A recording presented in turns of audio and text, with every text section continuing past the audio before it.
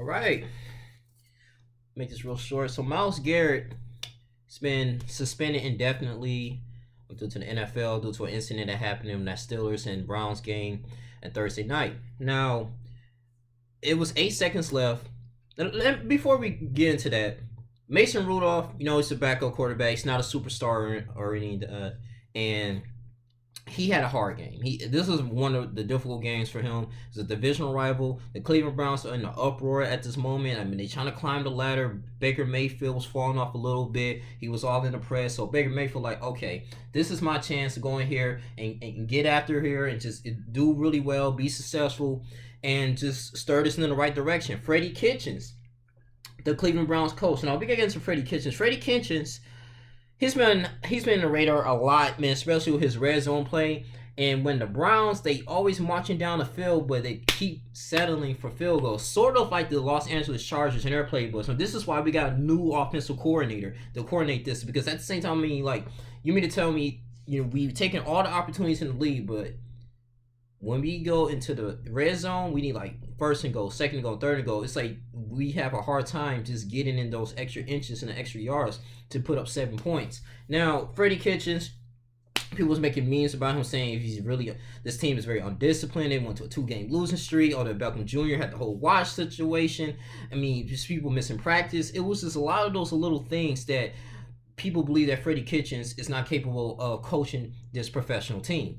And if you're going to do the whole history of the Cleveland Browns, Cleveland Browns trying to find a niche, and might have an interview with my uncle who used to play for him, and back in the day, and running for him, and it's just like they always find a way just to lose it all. And the reason why I'm bringing that up is because even though they won this game, when the 8 seconds left was 21-7, they played phenomenal. This defense went crazy. I mean, I'm talking about they managed to grab 4 interceptions and 4 sacks, right? Mason Rudolph didn't know what was going at him, man. I mean, this was a well-coached, balanced team, and they would have made a great statement here, and I believe they still did, even though that this huge incident happened. So I watched it a little bit. I watched it like a few times, so I can really get a grasp of understanding from both ends and why people make the decisions that they make on the field. I'm telling you, people do be talking smack. The mics are low. The fans can't really hear them too much unless you're really there, not in the bleachers. But for the most part, man, we just see what the average person see on the field.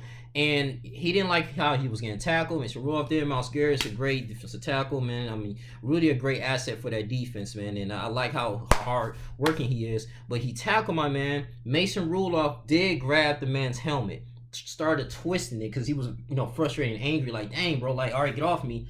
And then he proceeded to put his foot on his groin. That's a low blow. That's a little wrong. And yeah, Myles Garrett, at the heat of the moment, he's like, bro, how dare you? So let me rip your helmet off. And then he proceeded to hit him across the head. Now, that is inexcusable. I don't wish that on no one. I'm a Los Angeles Chargers fan. If that would have happened to Phillip Rivers, I would be upset. Or Patrick Mahomes. Even though I don't like the Kansas City Chiefs, they are divisional rivals. Can't stand the Chiefs, Broncos, or the freaking Oakland Raiders.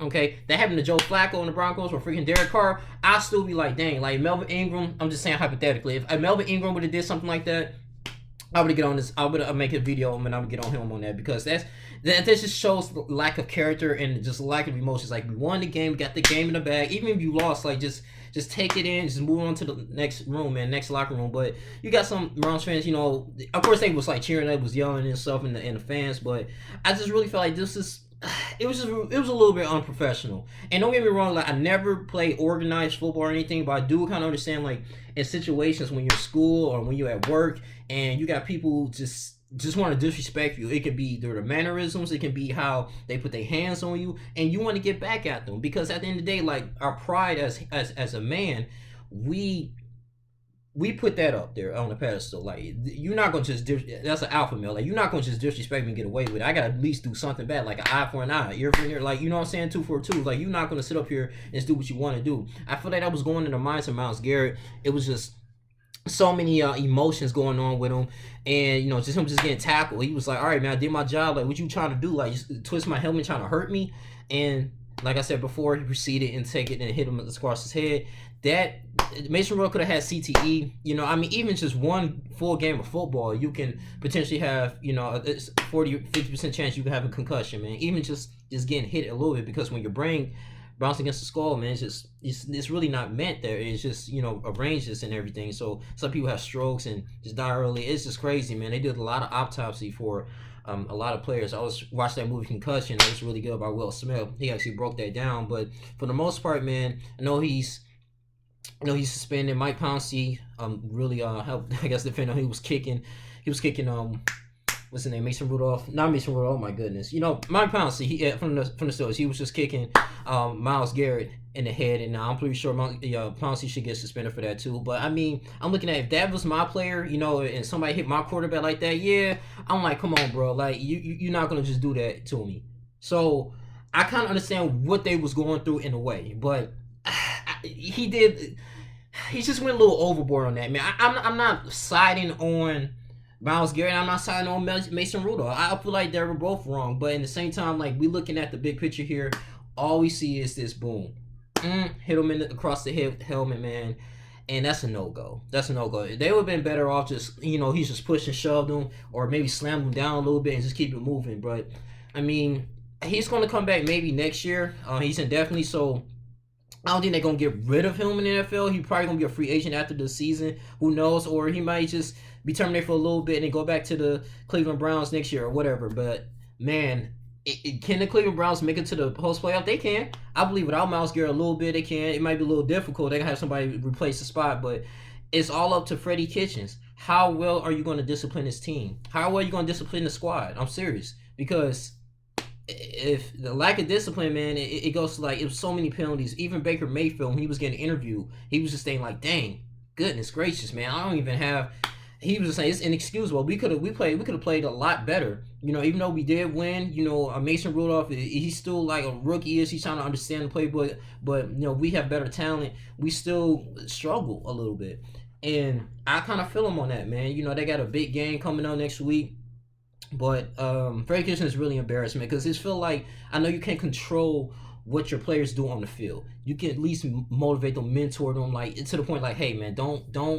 We already got a bad reputation, especially of winning games, and just pretty much just having victories, man. On top of that, man, but when you have like a player, like star player, that do something crazy like that, maybe a little bit of foolish, man.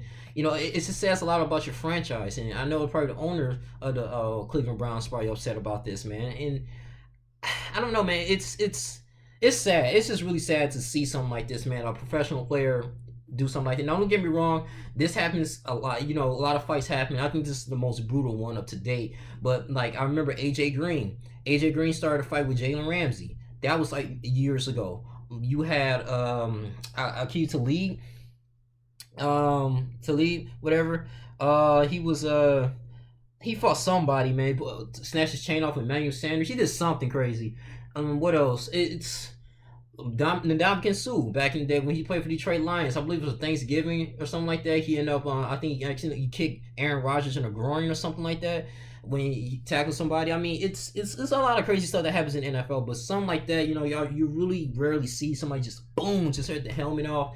I'm just like, wow. I remember one, Andre Johnson versus Corny Finnegan. Remember that? So I'm pretty sure they got suspended, man. From the Houston Texans, played for, and then the Tennessee Titans. So Corny Finnegan, I remember they was fighting, that was going blows, man. It was crazy. So this stuff does happen in professional sports. And NHL, they fight all the time. Now, so I mean, this is not the worst thing that we seen on television. Okay, I mean, we really play violent video games. We do all this stuff. We condone violence, UFC type stuff. But and then once the organized football game, and the way the sports is, the NFL commissioner, and we don't want, we trying to eliminate a lot of concussions. This is it's inexcusable, man, in a way. But hey, I can understand, they're both in the emotions of Myles Garrett and Mason Rudolph. They're both from Mason Rudolph. You shouldn't. You was kind of wrong, just grabbing his helmet and trying to twist it off, and what was your intentions of doing that, bro? Frustrated as you was losing. Myles Garrett was doing everything he can, like, hey man, what are you doing? I'll take your helmet off and do that to you. So it was just a big buffoonery foolishness, but it just goes to show you that one bad thing can really destroy your career. It can be. So I'm sprayed at this young man, Myles Garrett, man, like, get some counseling, do something, man. I don't know, be a mentor. have a mentor. I know his agents probably be like, dang, man, because at the end of the day, it's going to be hard for him to get to different teams. They're going to start replaying that over and over again because it's a no tolerance of just unnecessary force, unnecessary roughness, especially in the NFL. They don't condone none of that. You can't even barely blow at the quarterback. Like, you can't touch him. Oh, flag. You know what I'm saying? So it is what it is. So Mason Rudolph, I mean, just keep your head up. You know what I'm saying? Just whatever. Just keep it moving. Focus on the Cincinnati Bengals. That's a big divisional rival game. Myles Garrett, he's a great. I believe he's a great stud. I'm not here to disrespect Myles Garrett. Do I agree with what he did? No. But at the same time, I'm coming at this topic with a more open mind. That's all I really have to say. That's all I'm really gonna just say here, man. But it's your boy Young Lee Jr. What you guys tell me, man? What was Myles Garrett wrong in this whole situation, or Mason Rudolph's wrong and he started it? Who knows, man? But I mean, you should know. Just look at the tape yourself, man. So just literally type in YouTube Steelers and Browns fight. But I want to say this. This really takes out the positivity that the Browns has been creating. You know, after winning 21-7, because now, you know, they seem like they reached some type of momentum, but now at the same time now you're going back. The whole media is going back to this huge fight that Myles Garrett supposedly started. This is a whole big issue, man. But that's all I really had to say. You guys continue to like, comment, subscribe. I love you guys, man. If you really want to support the channel, just donate it in the cash out. I just really had to get my thoughts out here on this, and we're gonna go more in depth with the Cleveland Browns franchise. Excuse me, later on. So I appreciate you guys taking your time out your day to watch this video. But this is all I really have to say. If I was in a situation like this, somebody trying to take my helmet off first, kick me in my groin, and don't tell him what I would do. I'm like, come on, bro. Like, but we got, as a black man, we really have to have a way to control our emotions, man, and just really think forward in our future. Like, we have a family. We got, you know, you're making millions of dollars. You got so much going on for yourself.